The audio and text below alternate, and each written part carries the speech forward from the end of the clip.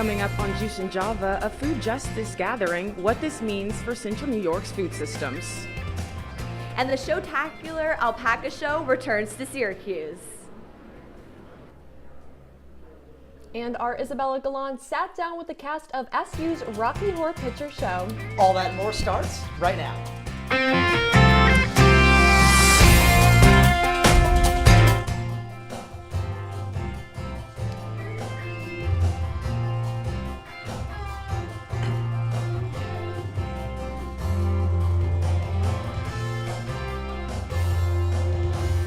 Good morning, I'm Jude Bazerman. And I'm Riley Faye. Thanks for starting your morning with us.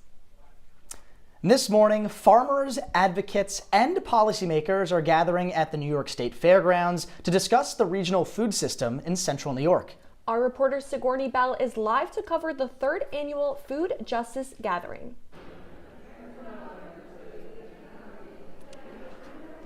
Hey guys, yeah, I am in the Art and Home Center at the fairgrounds, where just down the hall, it's a packed house for the Food Justice Gathering. Now, this event is hosted by the Syracuse Onondaga Food Systems Alliance program, and the attendees are a mix between Syracuse residents, Common Council members, and grassroots organizations. Now, I was able to talk to an organizer of this event to give me a little bit more insight. Food justice can mean like a lot of things to a lot of people. To me, food justice really means putting in place, practicing, building the systems, the projects that really need to exist so that everybody can have access to healthy, nutritious, fresh food that's also culturally appropriate. And that we're building that at the grassroots level as well as at the policy level. Food touches all of our lives, and as things keep evolving in the world, it's gonna keep getting more important, more nuanced, more complicated. Now attendees are just leaving their first presentation session. The rest of their activities for today include a networking lunch and more presentations from different organizations. They're also providing pamphlets about today's activities and providing one pamphlet about the 2025 candidate food policy positions, which includes some quotes from the mayoral candidates about food access in Central New York. That's all I have for you right now. Reporting in the New York State Fairgrounds live, I'm Sigourney Bell with Juice and Java. Sigourney, thank you so much. And sticking with the theme of food here in Syracuse, a fan favorite restaurant has returned to Destiny Mall. The Melting Pot officially opened its doors yesterday to hungry customers. The restaurant serves a multi-course fondue meal where visitors cook and dip their own food. The business originally shut down at Destiny 7 years ago because they were losing money. The brand celebrates its 50th anniversary this year. The owner of the new Melting Pot says demand for the restaurant to come back was high in Syracuse. IKEA is also expected to open at Destiny sometime soon, making it the third IKEA in New York State. Jude, I went to the Melting Pot like 8 years ago in Buffalo. How'd you like it? I've been thinking about it ever since. It was so good. Dipping random stuff in cheese and chocolate, you cannot go wrong. We were talking about a little bit earlier. Everyone who knows me knows I'm a very picky eater, but this seems like something that I might be a little bit excited to try, especially if it's a fan favorite. It seems like everyone, including you, really loves it. Yeah, absolutely. You cannot go wrong with it. Now, just north of the mall, American High Studios in Liverpool is paying more than $10,000 in fines. This money is going towards settling allegations that its Liverpool movie studio violates village building codes. The village code officer says the studio admitted to 18 code violations in village court on Tuesday. Officials say neighbors often complain about noise and lights at night. And the Four Seasons Golf and Ski Center will be closing next month. The building went up for sale in January of this year, and now it's confirmed the property is closing for good on November 15th. The center is usually open year-round with skiing in the winter and golf during the summer. The president of the Four Seasons says they're closing because it's time for him to retire. Now, Riley, I don't want to say the W word, but with this colder winter, with this weather rather, I would, like a couple places to go skiing when that snow comes in. Now, I hope that snow isn't around the corner, but maybe our Lucy Shaffer has some weather surprises for us. Lucy? Thanks, guys. It is getting chillier out. I mean, I myself wish I would have brought my jacket with me. It is 46 degrees outside right now, and it's not going to get much warmer today, with highs reaching the 50s and later tonight reaching lows of 40. Maybe we will see some wind today, and sadly the clouds are taking over our weekend today.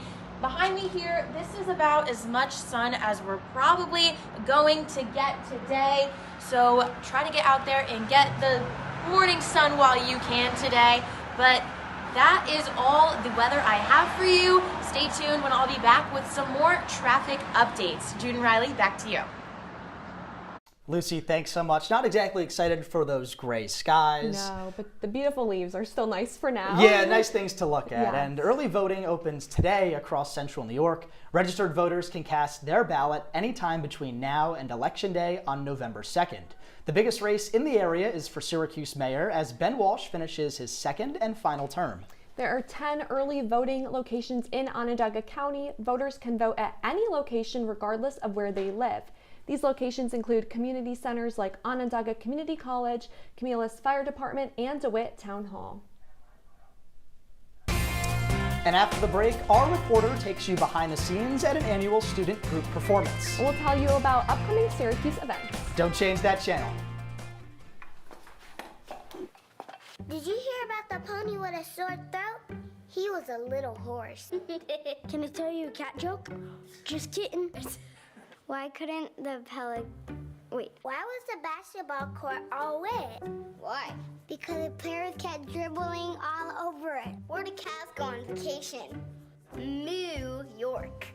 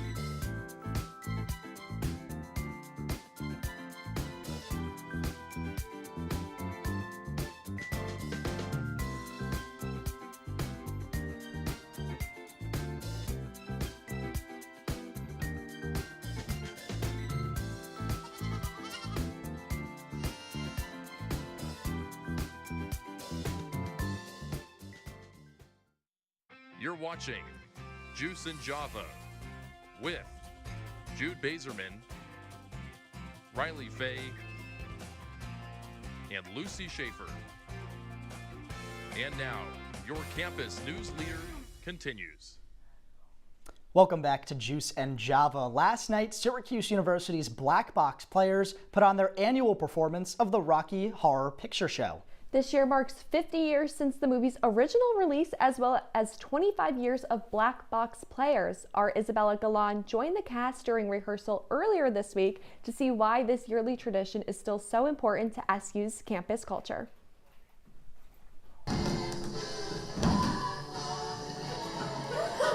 You may have heard this song before, and it might have been through a TV show. I only knew about it through Glee, and I was like, yes, this is on Glee. But for two Syracuse University seniors, their real introduction to the Rocky Horror Picture Show was right here in Syracuse. I've only seen Rocky when I came freshman year and sophomore year. I got red lipstick put on my forehead for a V because I was a Rocky Horror virgin.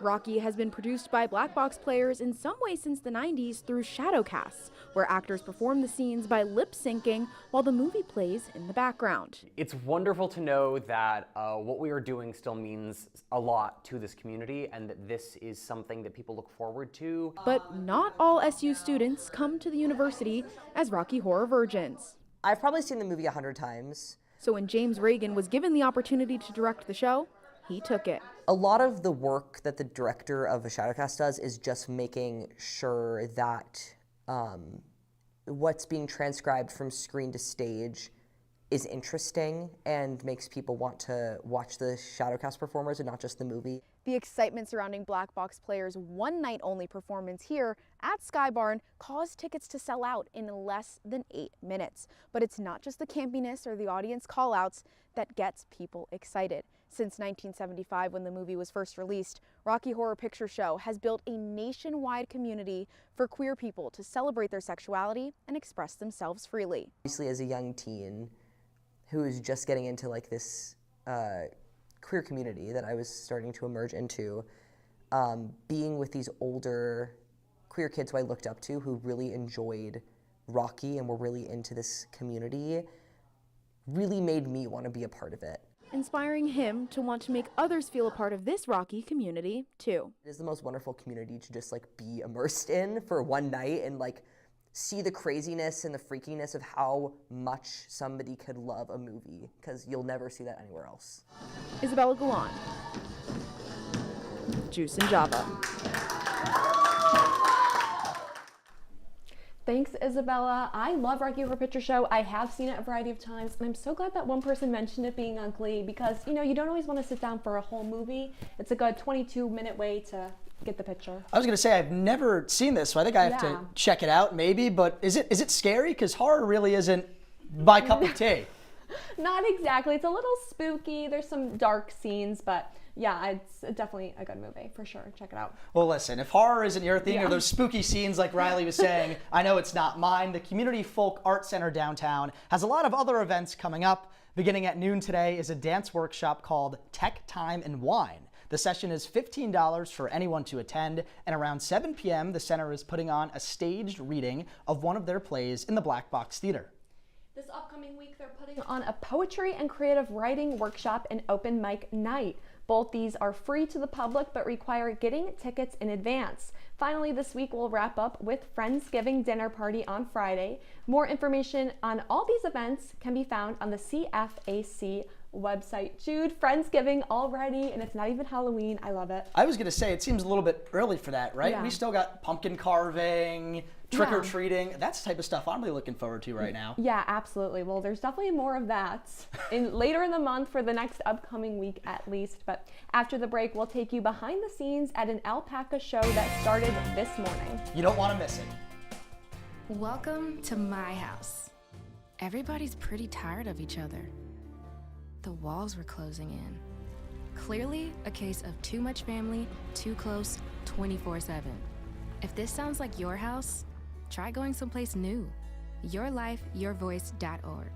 You'll find lots of ideas to help you handle the family stresses of being confined to close quarters. YourLifeYourVoice.org. It could help you find a little more breathing room.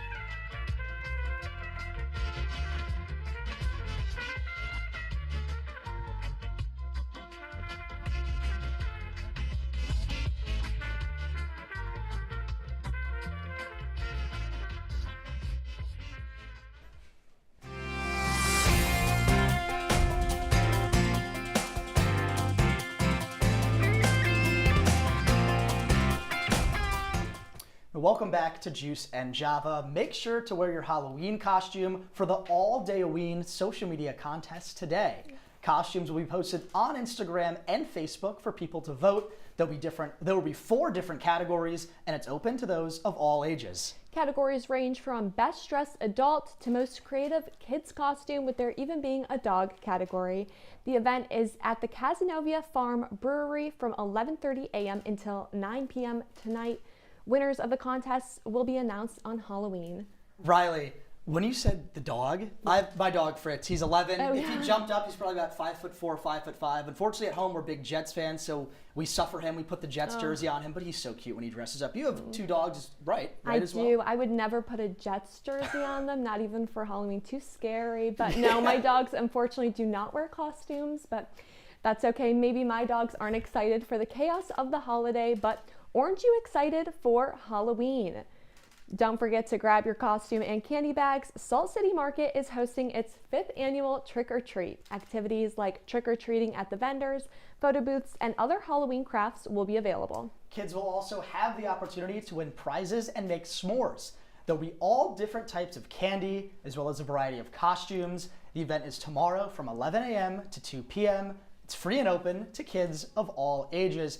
And Riley, I loved going to all these events growing up, dressing up, getting candy, seeing my friends. I think we might have outgrown these just a little bit. Unfortunately, which is sad because candy is so expensive now. I would love to just put on a costume and go get candy. You know, it might be good. I've kind of been on a gym grind lately, a little diet plan, so it's probably good that I'm not just going to everyone's door and getting free candy. Right, but the steps. So I guess it might cancel out. Yeah, right. Especially since it's a holiday. You have to celebrate. Yeah. Listen, keeping with the theme of fun activities in Syracuse, let's lizard into the weekend.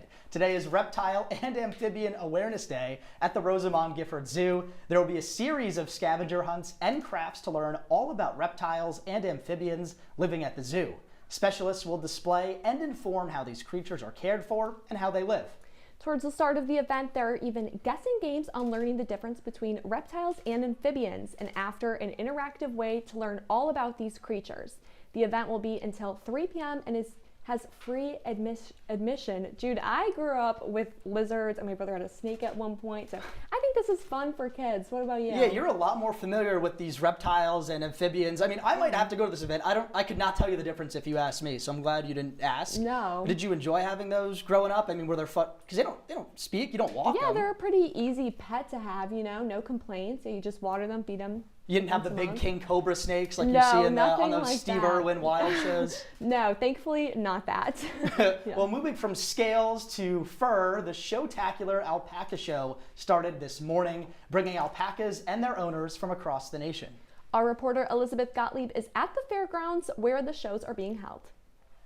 Hey guys, good morning. I'm here at the State Fairgrounds for the Showtacular Alpaca Show. Now, it just started this morning, but there's 4 events happening all at once. There's 3 halter shows and 1 walking fleece show. Now, events are happening right now, but there's actually a show happening. There's 2 rings, so there's 1 female ring and 1 male alpaca ring to make it easier for both presenters and judges. Even though it's early in the morning, there's already been lots of winners, and I spoke to one from Shepherd's Creek Alpacas.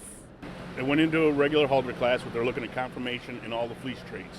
And so she ended up she was second in her class, and then the champion was first, and then she got pulled up to be looked at, and she was picked as a reserve champion for that class. So she had the second best gray female in that group. So.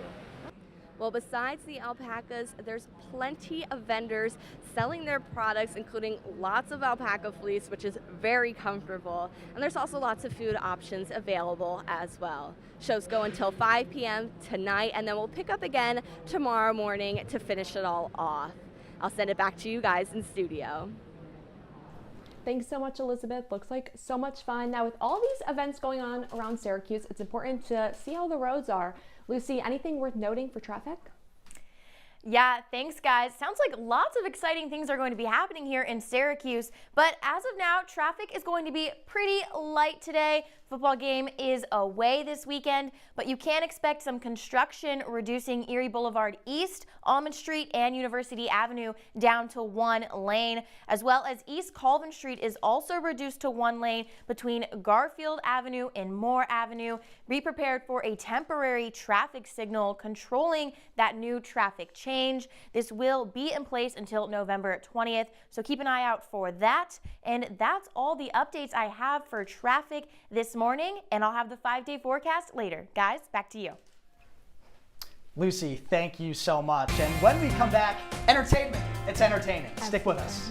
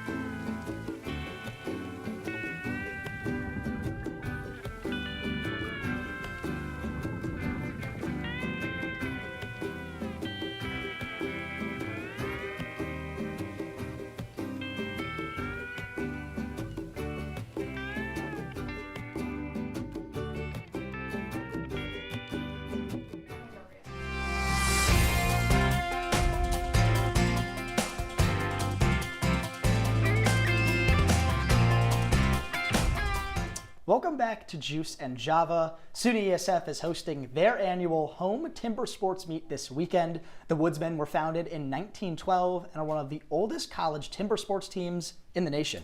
Our entertainment reporter Grace Eflord is live at the competition site. Grace, what can you tell us?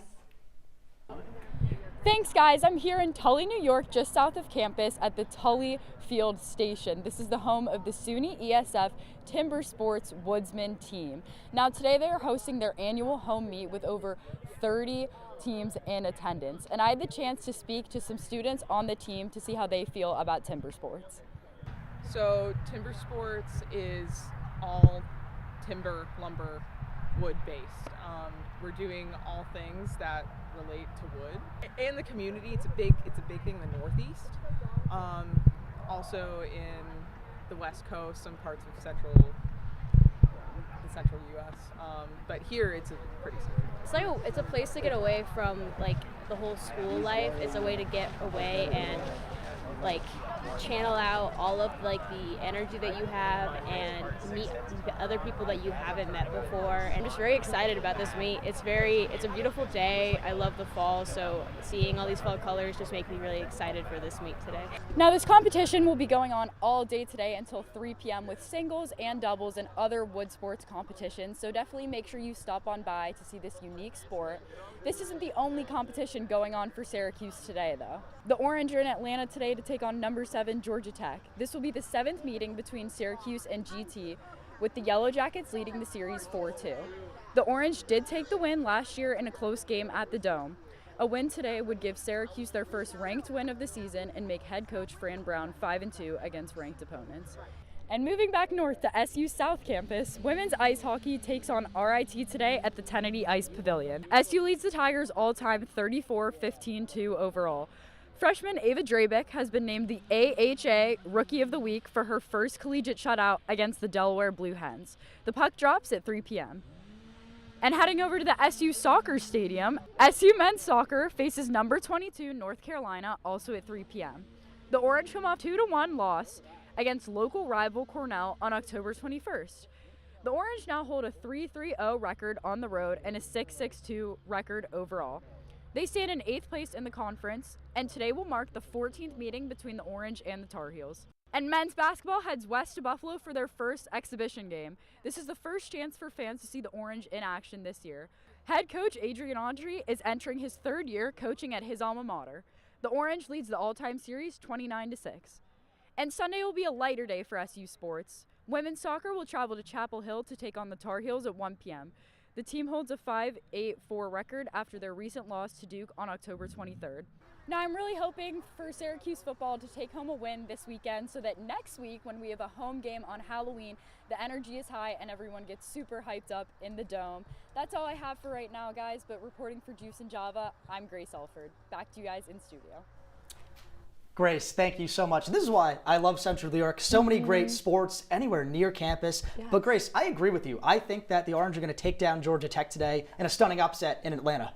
I'm hopeful. I don't know. Things have been a little bit shaky this year, so we kind of need like a good pick-me-up, and then like everything will keep going up. I don't know. And we have basketball season to look forward. I didn't really realize that was starting now. I mean, coupling in with all the fall weather starting so soon, it's already basketball season. Absolutely. I'm so excited for them to play University of Buffalo, and they're playing where the Buffalo Sabres play, KeyBank Center, so that'll be a very interesting game. I'm interested to see how many people end up going and really filling in that stadium. Yeah, it's only, 2.5 hours down the road from here, and it's your hometown too, absolutely. So you're not going to the game though, are you? No, I am not. Too many other things to do on campus. Definitely. All these other so many sports. fall activities, better than basketball. Well, there's so much that we saw, and there's so much more coming up after the break. Our Lucy Shaffer will have your 5-day forecast. Welcome to my house. Lately, not my happy place. Everybody's pretty tired of each other. The parents were not themselves. My little brothers were morphing into small creatures. The walls were closing in. Clearly a case of too much family, too close, 24/7. And there's a lot of that going around right now. If this sounds like your house, try going someplace new. YourLifeYourVoice.org. You'll find lots of ideas to help you handle the family stresses of being confined to close quarters. yourlifeyourvoice.org. It might not get you out of the house, but it could help you find a little more breathing room.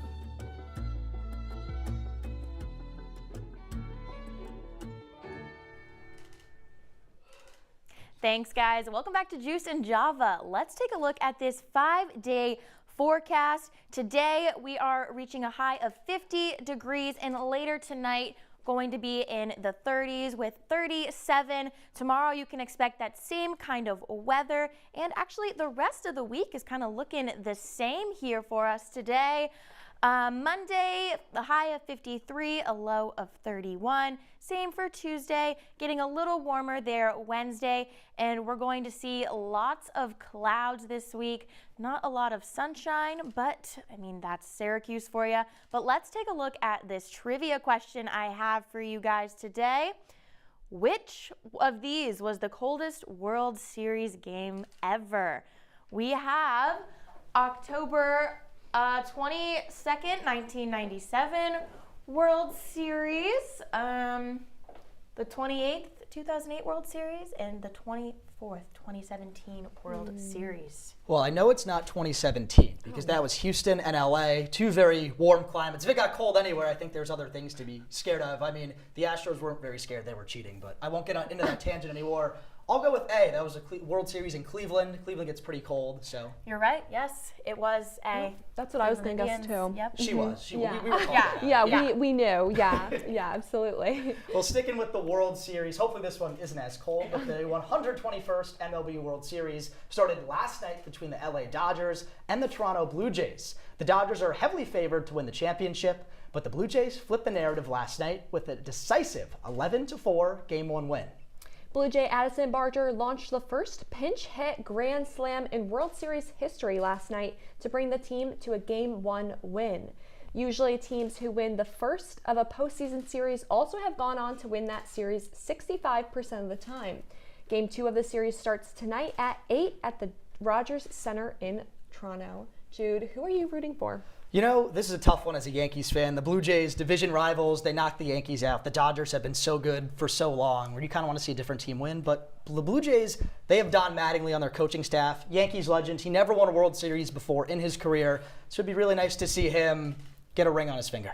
Yeah, I'm rooting for Toronto. You know, I'm from Buffalo, like you said. Our minor league team is like their feeder. The Bisons, yeah. So, you know, I have to support them.